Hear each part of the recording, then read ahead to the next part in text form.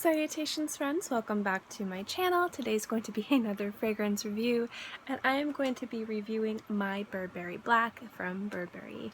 I've talked about this a few different times on my channel and I figured I'd give you guys a review of it because I know I'm going to be talking about it more and it would be really great for you guys to have a review to reference if you are unfamiliar with the fragrance or if you keep hearing me talk about it but you're wondering like why hasn't she reviewed it yet? So I'm reviewing this for you. So if you want to know my thoughts on My Burberry Black, on its longevity, on its projection, and all of that good stuff, then keep watching.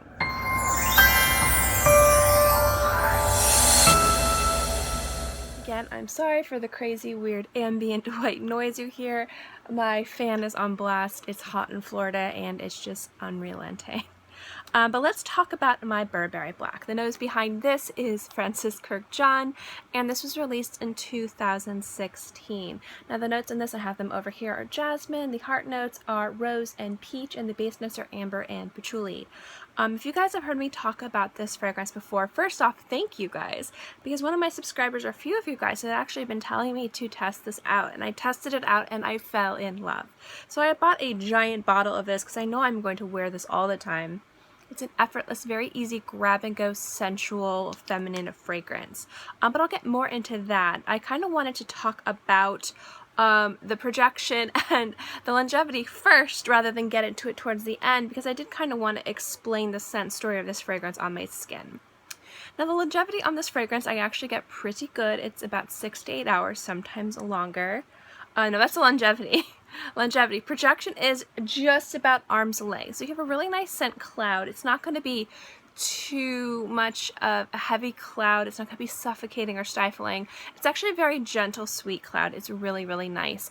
I would recommend this for the office. I would recommend this for the classroom if you want to smell like this.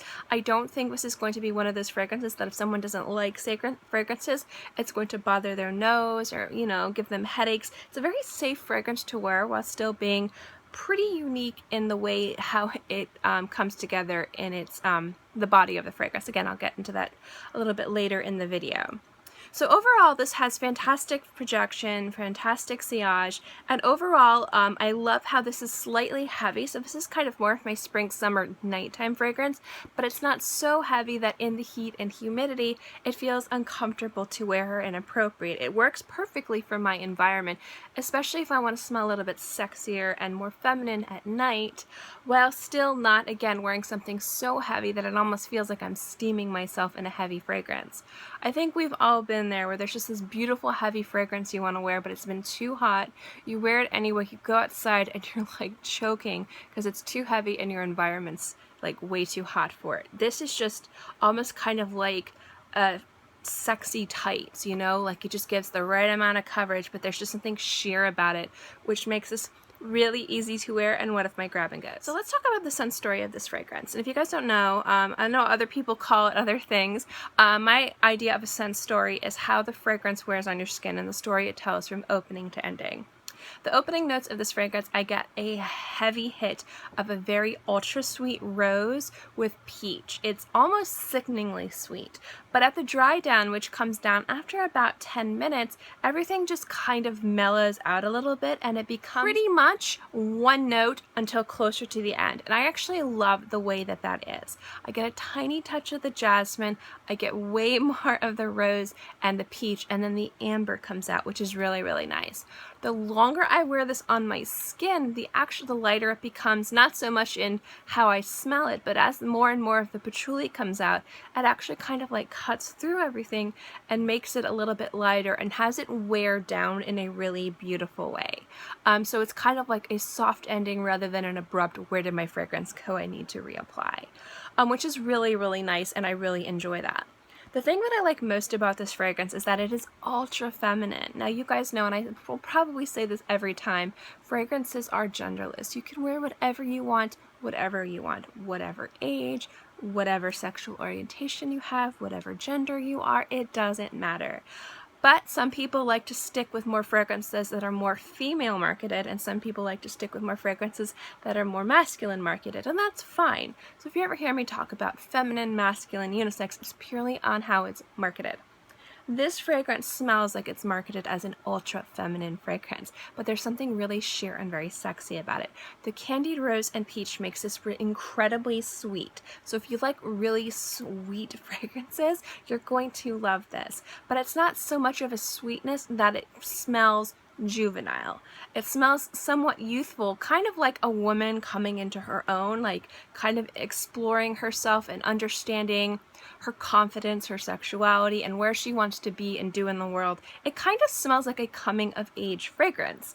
And I know that that sounds a little bit more profound than people might think of a fragrance, but if you think about how all of these elements come together, it kind of makes sense. You've got the really candied rose, you've got the peach nectar, very sweet, but then you've got this like amber note, which to me kind of adds some depth and warmth to it. And then you have this patchouli that cuts through everything. It's really a remarkable fragrance while being very effortless, and I love that about this particular fragrance. Overall, I really love this fragrance, and I think this would be beautiful on just about anyone, any age. You can wear it at night, during the day, you can wear it formal, you can wear it casual. It's very versatile. It will be sexy on pretty much anybody, man, woman, young or old, it doesn't matter. It's so versatile in that way, and I think it's a great fragrance to at least sample if you haven't tried it before. So I do love this fragrance for that. Overall, this has been one of my favorite fragrances I've added to my collection. Again, thank you guys so much for recommending it to me, and I've really been enjoying it. So I hope you guys like this review of My Burberry Black. I would love to know if you guys have sampled it or tried it, what you think, good or bad. Am I giving it too much of a glowing review? Should I give it an even better review? I would love to know your experiences and thoughts, so let me know in the comments section below. As always, I hope you guys enjoyed this video. If you did, if you like my fragrance videos and my fragrance reviews, remember to give this video a thumbs up. It lets me know to continue doing videos like this, and also don't forget to subscribe because it's free and I'm free, and I put out new videos every Monday through Friday and sometimes on the weekends as well, so I always have something for you to watch. In any case, I hope you guys are all happy and healthy and have a great day, month, year, whatever, and I'll see you next time.